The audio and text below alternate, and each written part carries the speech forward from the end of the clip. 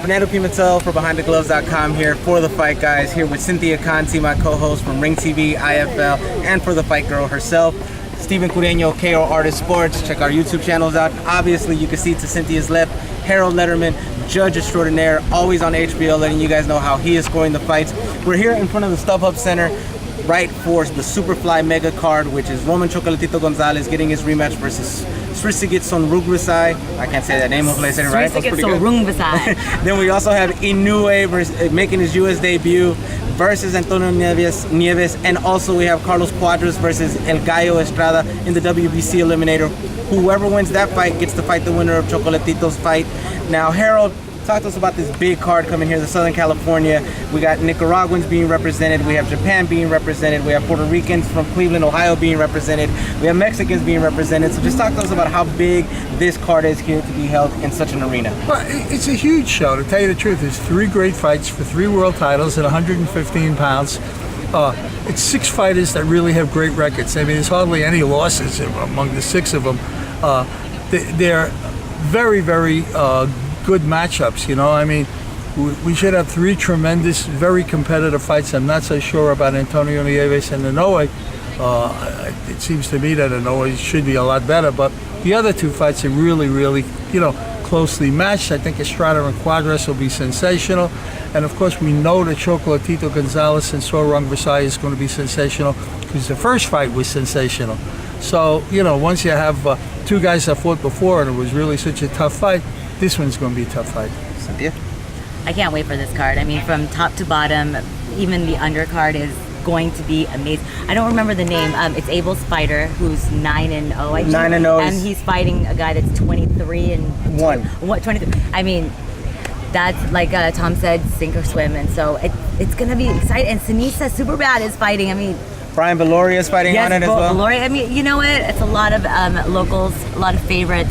Oh, I'm like, oh. And but you know, the triple header, INOUE is, you know, that one's a hard one. I mean, they're all hard. They're all like 50-50, but I have my favorites, and I'm not going to say who my favorites are because I can't. For those who want to catch the undercard, go to the ringtv.com app or ringtv.com on your computers, on your laptops. You'll be able to see Sinisa Estrada, Brian Valoria, Abel Sanchez's fighters. You'll be able to see a lot of good undercard fights. This card is stacked top to bottom, even the untelevised portion, so just make sure you tune into that. Harold, I want to ask you about possibly the most evenly matched fight of the card, CUADRAS versus Gallo Estrada. A lot of people haven't seen Gallo Estrada unless they follow him because he's on like Spanish TV and things like that. Right. Obviously, we've seen CUADRAS a couple times on HBO. Who do you see as the favorite in that fight, and how does that fight play out, do you think? Well, I definitely think Estrada's the favorite, and I'll tell you why. If you saw Carlos CUADRAS' last fight on HBO, he didn't look all that good. He just did not look, you know, like the same Carlos CUADRAS who was just blowing guys away his entire career. He was in a tough competitive fight that he won by decision. On the other hand, Estrada is just menacing, you know. I mean, very tough, very hard hitter, knows how to box, knows how to use his legs, knows how to use the ring. It's going to be a great fight, though, no question. Yeah, it's one of the ones I feel that I'm most excited about, and it's hard to even pick because they're such good matchups. You having your experience in boxing for so long, as me and you spoke earlier, you had 32 years in boxing in HBO. Does a card like this or something like this still excite you, still bring out that enthusiasm in you and say, you know what, this is why I love the sport? Oh yeah, there's no question. I mean, this is the kind of card that, you know, you want to be there. You know, every fight's tough, every fight's competitive. Every fight you got guys that can punch, you know, so there's a chance you'll see a whole lot of knockouts. Yeah, I definitely want to be there. And it definitely excites me without question.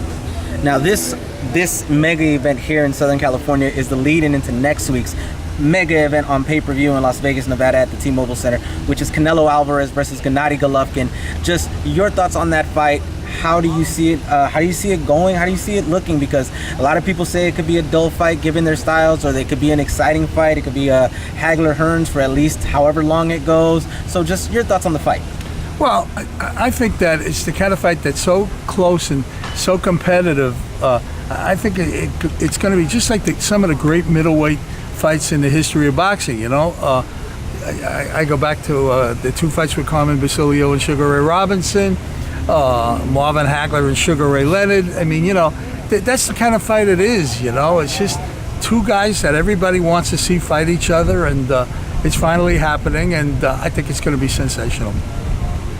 You have a prediction on that?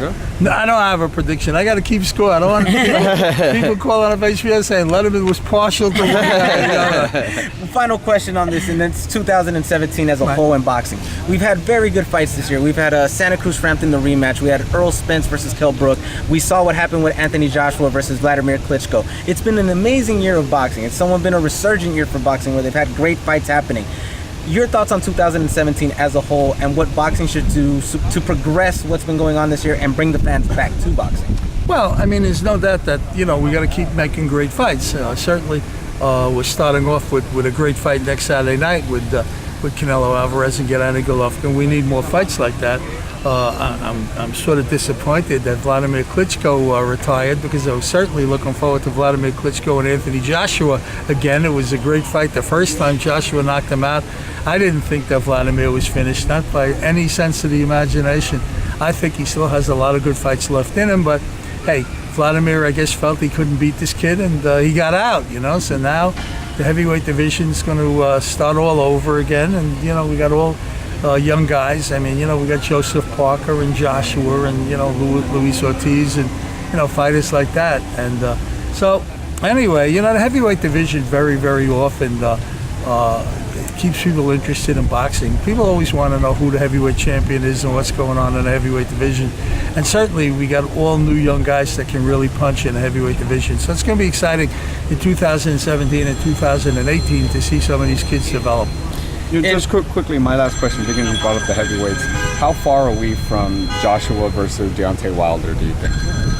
Not far at all. It has to be made, you know, without question. Will he fight somewhere else besides his hometown, though? I'm sorry, say that again. Wilder? Well, Joshua, no. Wilder's fought other places. Just Joshua's been fighting over Joshua, in the UK, I'm sorry. Yeah, he's been fighting. He's going to come to the States. I mean, right?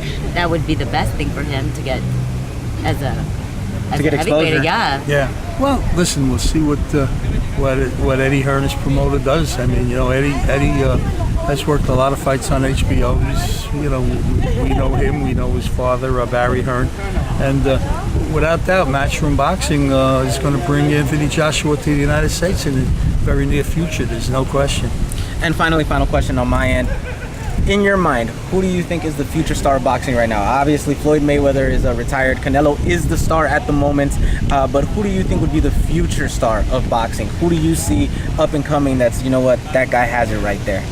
Well, certainly when I think of guys that really, you know, may take over as the big stars in boxing, I look at Errol Spence. I mean, he's a guy that just keeps looking good. You know, he knocks people out. He's a very big welterweight. You know, he's not small.